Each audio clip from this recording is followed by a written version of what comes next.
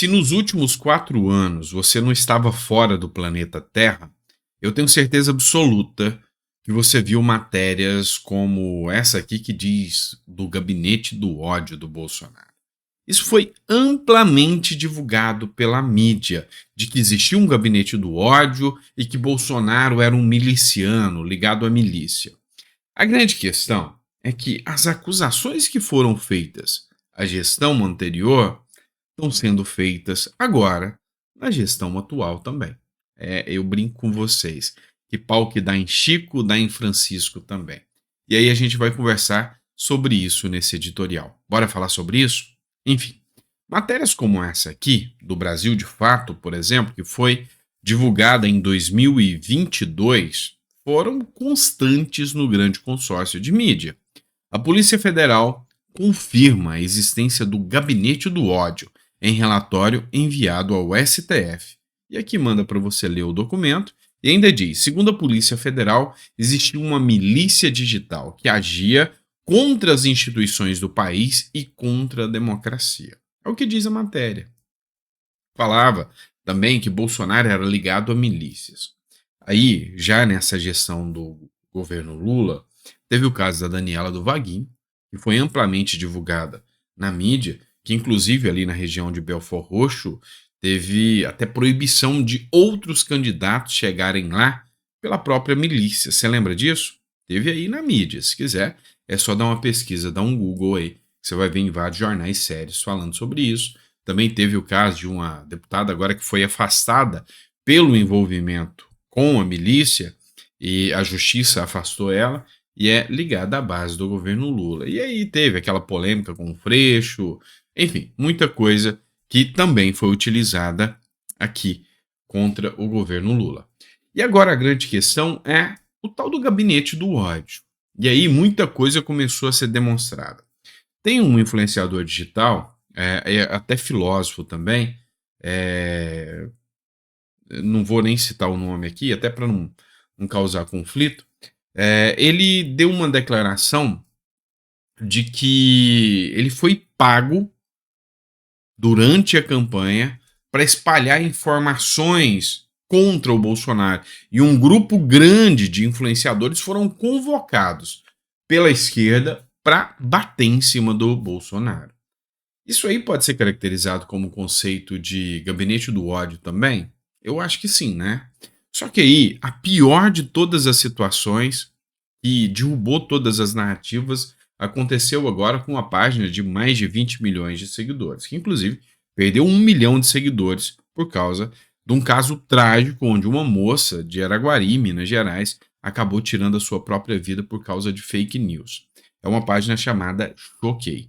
E aí, tá tendo uma campanha grande para que as pessoas deixem de seguir essa página, não acompanhem essa página.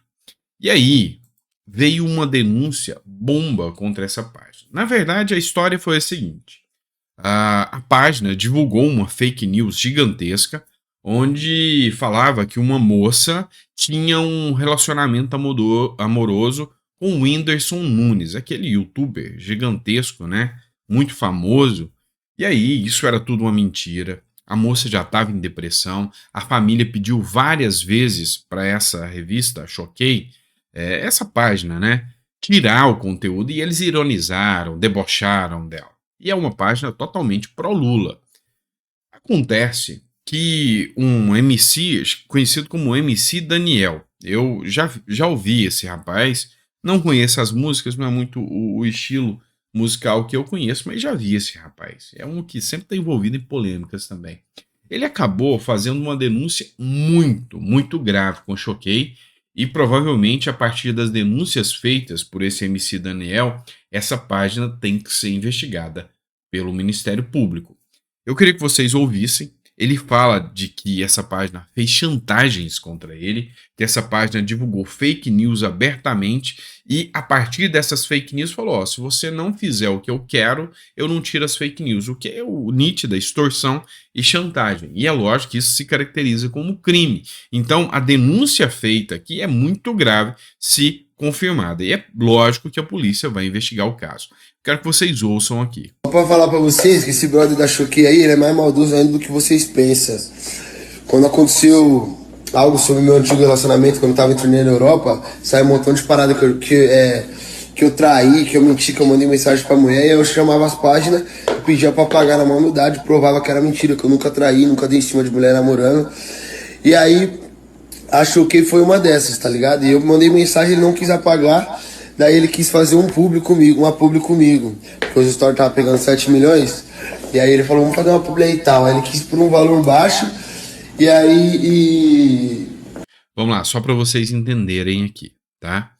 A página, segundo o rapaz aqui fala, fez divulgações falsas sobre traições dele. E aí ele entrou em contato com a página falou, não, faz o seguinte, então faz uma publicidade conosco. E aí você vai entender qual era o nível da publicidade que eles queriam, porque esse rapaz também ele é muito famoso.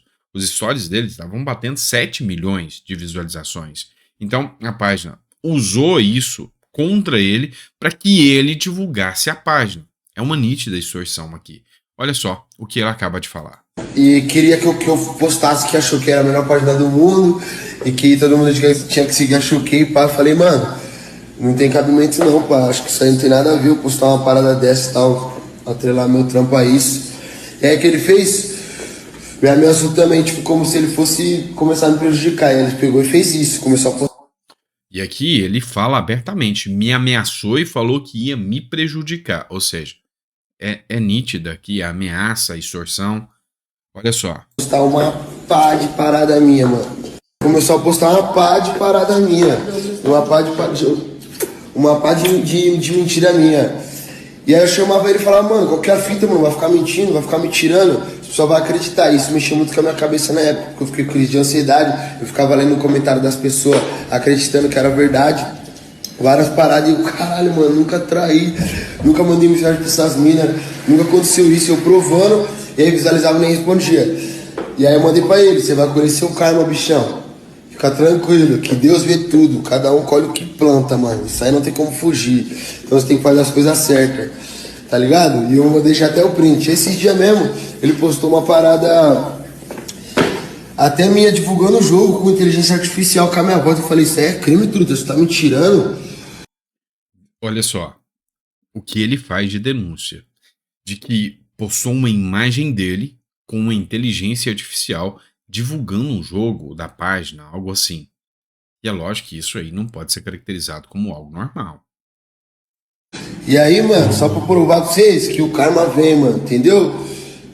Eu não acho que tem pessoa que tem que se lascar, mas ele tem que se lascar, porque ele levou um e ele não tem. Enfim, você vê aqui que são denúncias graves. É lógico, no Brasil tem um princípio da presunção de inocência, tudo a gente tem que pensar muito bem, não pode agir como essa extrema mídia e essas páginas extremistas agem. É lógico que tem que ouvir os dois lados, tem que haver o posicionamento dessa página, mas assim, o caldo está entornando para essa página que está gerando aí um conflito aí, e até mídia de esquerda está começando a bater. Esse rapaz, ele não é um rapaz de direita, não é um rapaz político, da política de direita, mas é um artista que está sempre no meio da esquerda e já está começando a fazer as denúncias. Então, assim, a página parou, suspendeu as postagens desde que aconteceu o caso. O Ministério Público Federal foi acionado, o deputado federal Nicolas Ferreira fez denúncia contra a página, e aí a coisa começa a ficar cada vez mais tensa, porque tem coisas que não dá para segurar. Nenhuma nota de solidariedade à página da Janja, do Lula, que são muito ligados à página, ou seja, parece que a esquerda, a hora que o barco começou a afundar, abandonou a página. E aí agora, é lógico que com as denúncias feitas desse rapaz aqui, isso aqui ainda vai conflituar ainda mais o caso do Ministério Público. É lógico, Nicolas, que os demais deputados vão utilizar a denúncia desse rapaz no sentido de alcançar a página. E aí a gente não pode esquecer, já que a gente está falando de gabinete de ódio, outros influenciadores que são gigantescos e que têm aí a predisposição a falar coisas que não são totalmente corretas, como o próprio Felipe Neto, como o Janones, que no seu livro mesmo falou que havia divulgado ali umas fake news. Então, assim, tudo isso, sabe, vai criando um jogo que às vezes não dá para segurar, tá certo? Então é isso, vamos estar acompanhando. E aí ficou aí a denúncia do rapaz. Eu quis fazer a análise jurídica aqui sobre as denúncias que foram feitas, que foram denúncias graves e denúncias de crimes. E tudo isso vai ser apurado. Parece que a página não tá num dos seus melhores momentos, né? Vamos lá. Quero falar de outra matéria com vocês. E essa matéria é aquelas matérias polêmicas, tá? Daquelas que eu sei que eu levo pedrada até não ter mais por onde aqui. Mas o intuito meu é fazer uma análise com você dessas falas aqui, dessa matéria que foi divulgada no Estadão e está relacionada ao Bolsonaro e a Lula. Segundo essa matéria do Estadão, o Bolsonaro foi um Papai Noel para o Lula. Deixou 3 presentes para o Lula que o Lula soube aproveitar. E aí, nós vamos divulgar isso aqui com vocês e aí eu quero a sua opinião, se você concorda ou não. Eu, particularmente, concordei. Tá? E o jogo de política é um jogo de xadrez. Alguns foram involuntários, a maioria aqui foi involuntário. Bolsonaro não pensou que poderia beneficiar o Lula. Mas, enfim, são questões que, sabe, fazem parte da política. Vamos lá. Quero divulgar aqui com vocês e mostrar para vocês do que se trata, tá? Bolsonaro, Papai Noel de Lula, deixou 3 presentes para o primeiro ano de mandato do adversário. E aí é onde eu achei interessante. O Lula conclui o primeiro ano de seu terceiro mandato com a popularidade até estável, né? Baixou alguns pontos percentuais, 6 pontos percentuais. Para mim, eu acho que isso aqui são divulgações de mecanismos de pesquisa, mas a minha percepção é que a popularidade dele caiu muito. Então eu discordo da matéria aqui. E aí, quais foram os pontos? Crescimento do PIB anual acima do previsto. Por que isso aconteceu? Você vai entender. A inflação controlada e sem enfrentar protestos de rua. Esses foram 3 pontos, sabe, cruciais. Vocês sabem que eu sou da área de economia, eu sou mestre em comércio internacional pela Universidade de Miami, e aí eu disse para vocês que a questão da economia, ela é sempre a médio, longo prazo, nunca a curto prazo. Dificilmente você vê impactos econômicos a curto prazo quando a gente fala de macroeconomia, ou seja, a economia do governo, tá? Do órgão como o governo. Então, são reflexos do governo Bolsonaro? Sim, são. E você vai entender o porquê. Em parte, esse cenário deriva de presentes deixados por seu antecessor, o Jair Bolsonaro. Lula torceu o nariz quando abriu a embalagem e continua dizendo que não gostou. Mas a autonomia do Banco Central, aprovada em 2021, mostrou-se duplamente útil. Deu a ele, pela impossibilidade de troca de presidente do Banco Central, um bode expiatório. Caso a economia não desempenhasse bem, bastaria culpar os juros altos, de responsabilidade do indicado de Bolsonaro. Lula moldou esse discurso desde o início em seus ataques a Roberto Campos Neto, mas a equipe do Banco Central conseguiu a redução da inflação sem achatar demais a curva de crescimento. De um jeito ou de outro, Lula saiu ganhando. Então, o que aconteceu? O Bolsonaro aprovou ainda durante a sua gestão a autonomia do Banco Central. E aí Lula, ao entrar, o que ele pensou? Eu vou bater no Campos Neto. Porque se a economia não der certo, eu vou jogar toda a culpa em cima do Campos Neto. Fala que é ele que não reduz os juros. E aí o que o Campos Neto fez? O Campos Neto conseguiu controlar a inflação. E aí o Lula rota a vitória em cima desse controle da inflação. Mas quem fez isso? O Campos Neto. Então, se o Campos Neto falhasse, a culpa era do Campos Neto. Se o Campos Neto acertasse, o Lula ia falar que o mérito é dele. É isso que aconteceu. Então, o Bolsonaro deixou aqui o cenário perfeito para o Lula saber usar bem essa narrativa e esse discurso, tá? Falando que o PIB estava estável, que a inflação estava estável, e isso se deve à atuação da gestão anterior. Não tenha dúvidas disso. Se dependesse só do Haddad e do Lula, você já ia ver onde que a inflação ia estar se não tivesse a atuação do Campos Neto. Então, eu aposto sem menor problema. A inflação está controlada por causa do Campos Neto. Vamos lá. outra questão, e lembrando que o Campos Neto estava de afagos com o Lula agora no final de ano, talvez o Lula pense até em reconduzir o Campos Neto, né? Vamos lá. O segundo presente foi o fortalecimento da locomotiva da economia brasileira. Olha isso! O governo Bolsonaro, aqui, segundo consta eles, foi um desastre em saúde e segurança pública, né? E eu acho engraçado falar que saúde e segurança pública foi um desastre na gestão do Bolsonaro, se nós estamos agora na gestão Lula. Então, não tenha dúvidas que a segurança pública, saúde, educação no governo Lula não melhorou em nada. Isso aqui é mera narrativa. Mas até a matéria aqui reconhece que a locomotiva da economia brasileira veio a partir da atuação do Bolsonaro e do Paulo Guedes. O segundo presente foi o fortalecimento da locomotiva brasileira, da economia brasileira, e veio graças ao Guedes. É aquilo que eu estava falando para vocês. Lula ainda está colhendo os frutos da atuação do Paulo Guedes.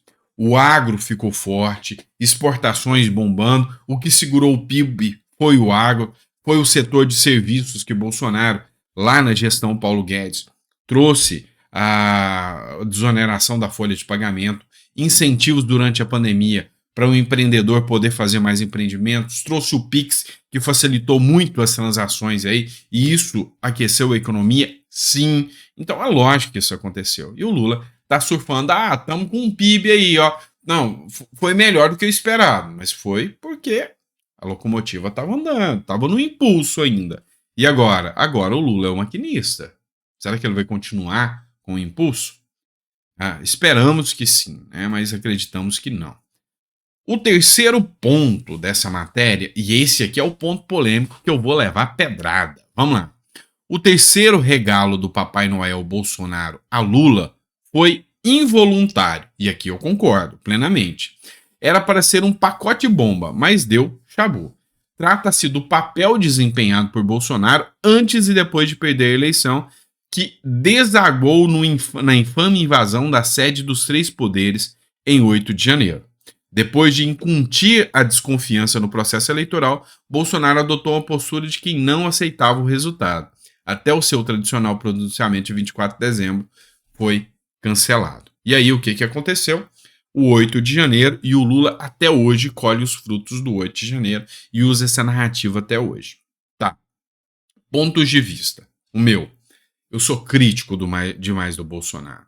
Se você me perguntar, mas o Bolsonaro foi o responsável pelo 8 de janeiro? Não, não foi.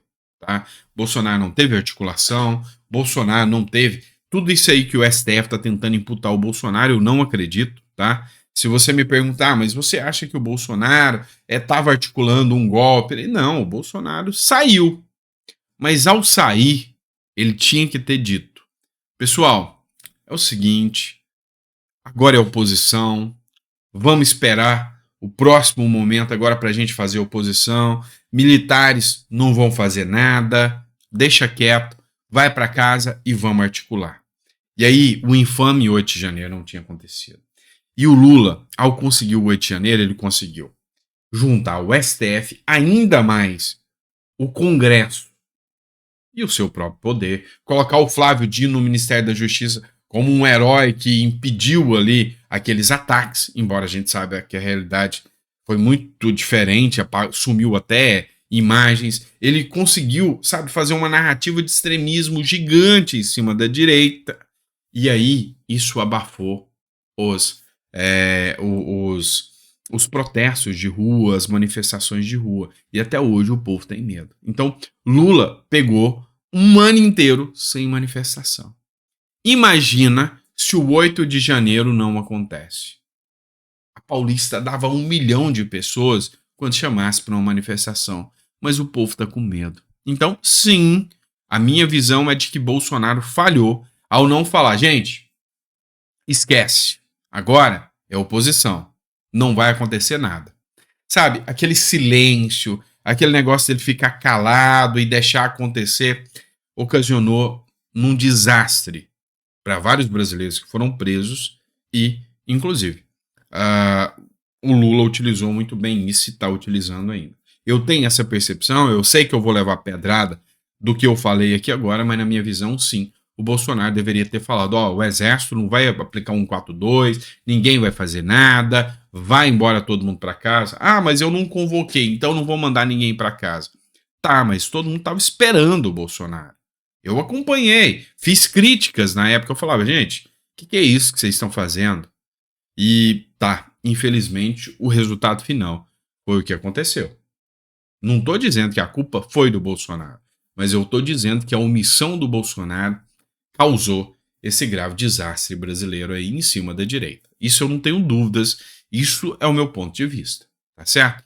E você, concorda ou discorda de mim? E a discordância é bonita, tá? Não tô, quando eu falo aqui, não quer dizer que eu sou dono da verdade. A sua discordância aí vai ser muito bem-vinda, não tenha dúvida. Se você chegou até o final desse vídeo de 20 minutos para me ouvir, é lógico que eu vou ter que te ouvir também. Então, põe um comentário, lógico, educado. Eu não fui desagradável com ninguém, eu não fui agressivo e nunca serei aqui nos nossos editoriais. Mas coloca no comentário, preciso saber, tá bom? Grande abraço, fica com Deus e você concorda com essa matéria em partes, no todo, os 3 pontos, tá? Só para lembrar. Primeiro ponto, Bolsonaro entregou o Campos Neto de lambuja para o Lula. Nessa de entregar o Campos Neto de lambuja para o Lula, Lula tinha a quem culpar, e se o Campos Neto desse certo, ele ia se vangloriar e, digamos assim, furtar o mérito dessa situação. Segundo ponto, a locomotiva brasileira veio bem, e a matéria fala disso, e eu sei que veio. E aí o Lula está surfando até agora nisso, e ainda diz, foi sorte. Pois é, não foi sorte, foi mérito, mas mérito que não é dele. Essa é a minha visão. E o terceiro, o 8 de janeiro famigerado, que sim, ao meu ver, se Bolsonaro tivesse agido diferente, não teria acontecido. E você? O que você me diz sobre tudo isso? Fala aí.